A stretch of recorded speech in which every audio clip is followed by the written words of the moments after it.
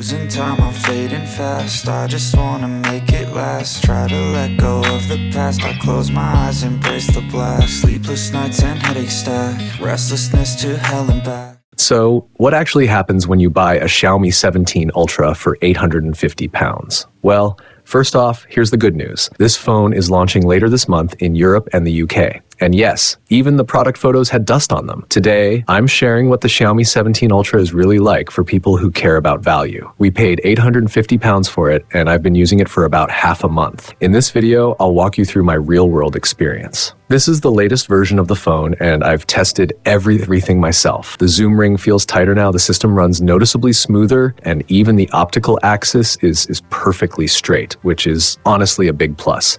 Compared to my previous phone, the camera feels smoother overall, and pretty much every part of the experience has improved. So yeah, my opinion might evolve a bit over time, but right now, this new phone definitely feels better. A quick shout out to my tech partner from China for sharing this video. A big thank you for making this possible. Hey everyone, it's Maiky from Maiky. If you love staying updated with the latest gadgets, make sure to subscribe and hit the notification bell so you never miss out on our exciting tech content. Let's start with the design. Personally, I think the 17 Ultra looks much better than the 15 Ultra. That said, my first impression was that it kind of resembles the X8 Ultra. The flat screen, flat back, and straight frame design feels like something the X8 Ultra introduced to the Ultra lineup. Still, I actually like this approach because a flat screen makes applying screen protectors way easier, which improves everyday usability. The downside is that it doesn't feel quite as comfortable in hand as the older, slightly curved design, and honestly, this generation's look feels a bit ordinary to me, even though the overall quality is definitely high.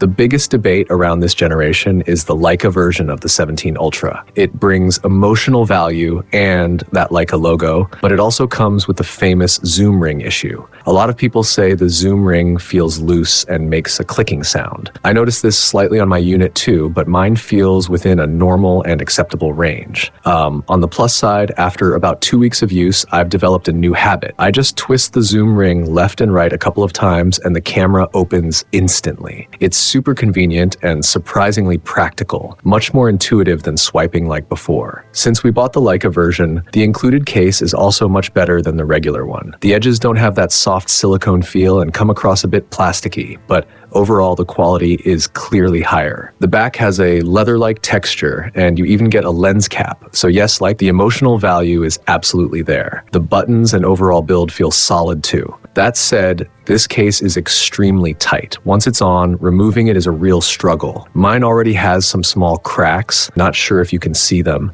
Basically, once you put this case on, you'll probably never want to take it off because it's that hard to remove. Still, I honestly think the Leica upgrade, which costs an extra £50, is totally worth it, especially once we get to the camera part. Now let's talk about the system. I did run into a few bugs. For example, it connects perfectly with the latest Xiaomi 86 headphones and the sound quality is great, but here's something strange. Even though the headphones are connected and recognized, the system still shows local playback. There's no separate option to switch between headphone audio and phone audio. So if I want to go back to phone speakers, I have to turn Bluetooth off completely. That's honestly ridiculous. It makes switching between headphones and phone really inconvenient, and I can only fix it by disconnecting and reconnecting. This is definitely something HyperOS needs to improve. Attention to detail matters. All I can say is, yes, I bought a genuine device. That aside, HyperOS 3 brings some major improvements. After half a month of use, I think it's better than the K90 Pro. The Max version of Hyper is still slightly smoother overall, but this phone does occasionally show small stutters or frame drops. One night it happened a bit more often, but after restarting, everything went back to normal. So it feels like a minor issue that's easy to fix. Overall, the experience is much smoother than the K90 Pro Max, so you really don't need to worry about daily usability. Now let's move on to the camera. And honestly, I really love it on the Xiaomi 17 Ultra. If your budget allows, I strongly recommend paying the extra £50 for the Leica version. Here's why. First, Leica Instant mode is absolutely the highlight. I've taken tons of photos with it, and I'll show you some samples. With Leica Instant, the entire vibe changes. The standard 17 Ultra photos look pretty ordinary. But this Leica mode brings something special. I used the M3 and M9 lenses, and the results were fantastic. The photos feel completely different compared to the default camera style. There's this youthful, story-driven character that really stands out. Overall, I'm genuinely impressed with this generation's photography. The imaging experience is excellent. In my opinion, the biggest upgrade from the 15 Ultra to the 17 Ultra is that night photos are finally not blurry. The 200 megapixel telephoto lens on the 15 Ultra had an insanely high blur rate at night. It honestly made me nervous to shoot after dark, but with the 17 Ultra, night shots are finally usable. Simply not being blurry feels like a huge win. As for the camera hardware, the main sensor is the Lighthunter 1050L with LOFIX support. I'll show you sample photos, but you can already see how well it handles bright scenes and dynamic range. I think the main camera has improved a lot this time. It manages wider dynamic range much better, which I really appreciate. The telephoto lens also brings true optical zoom now. When you open the camera, it smoothly transitions between 3.2x and 4.3x, which feels great. The range itself is a bit short though. I really hope next generation can offer something like 2x to 50 millimeters, then jump straight to 4.3x or 5x true optical zoom. Covering the whole range optically would be amazing. Still, the telephoto quality this time is excellent, and it's a big step up from the 15 Ultra. I really enjoy using it. But there's one major downside. To achieve true optical zoom, Xiaomi had to sacrifice telephoto macro. And this hurts because I personally love telephoto macro. Normally, telephoto macro distances are already pretty comfortable, but on the 17 Ultra, the phone actually tells you to move farther away.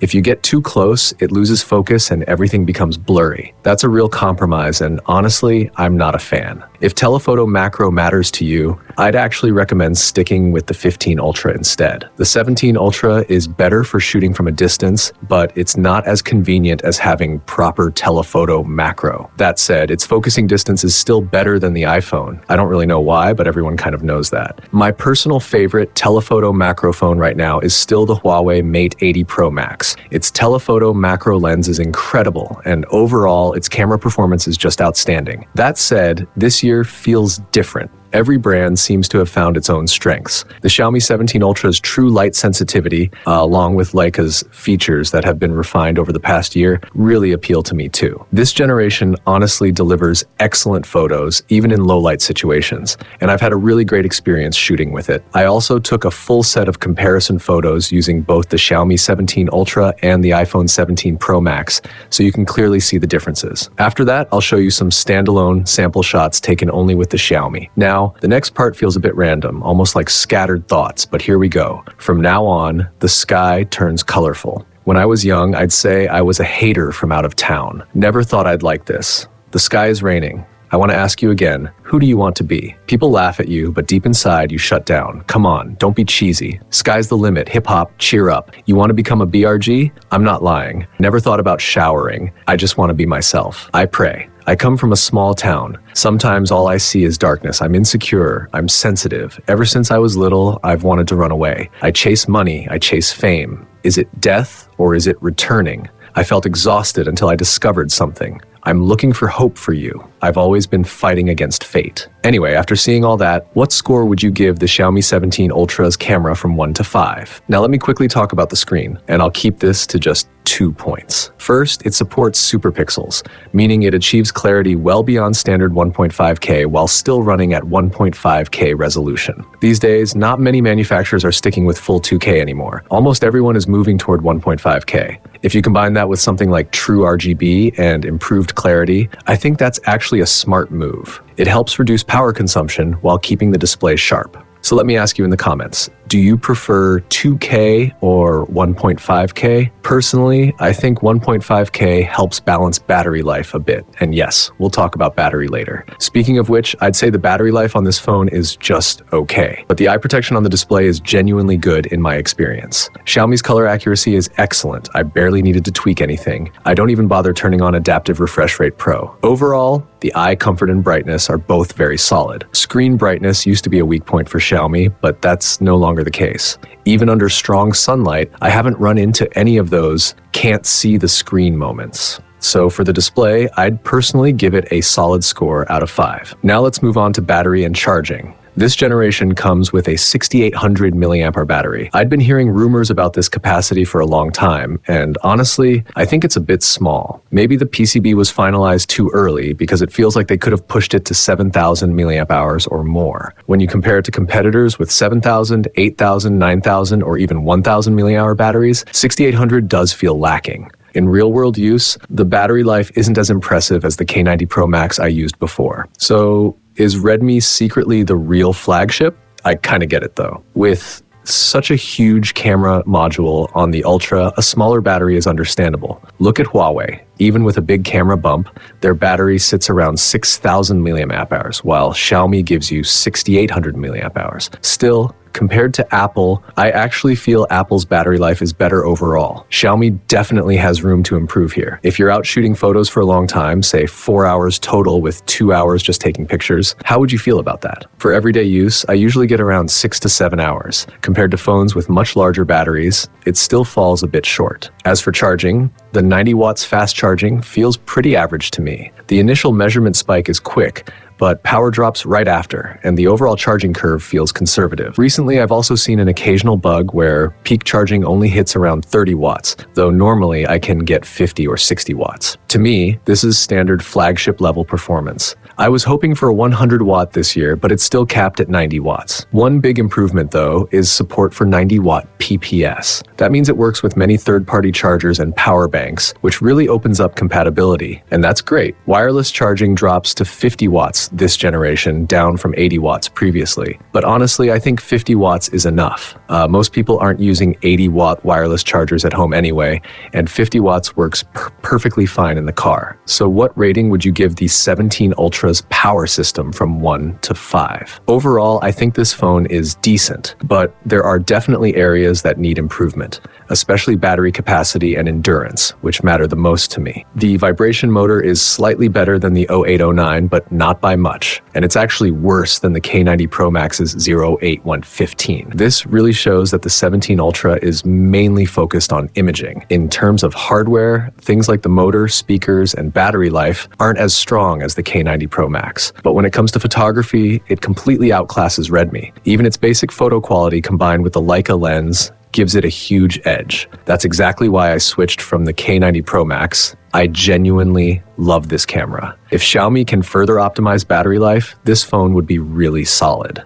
I also think this generation is one of the more cost-effective releases we've seen lately. That said, Xiaomi really needs to pay more attention to its public image. It's only the start of the year, and between this phone and some recent events, things feel a bit uncomfortable. Hopefully they improve soon. Let me correct myself. I still think this phone is pretty good. But right now, it's already selling for several hundred yuan more on the secondary market. So what do you guys think about the Xiaomi 17 Ultra? Later on, we'll also do a speaker comparison between the 17 Ultra and the 17 Pro Max, so make sure you stick around for that. And that's it for today's video. If you enjoyed it, don't forget to like, comment, and subscribe. I'll see you in the next one. Bye-bye.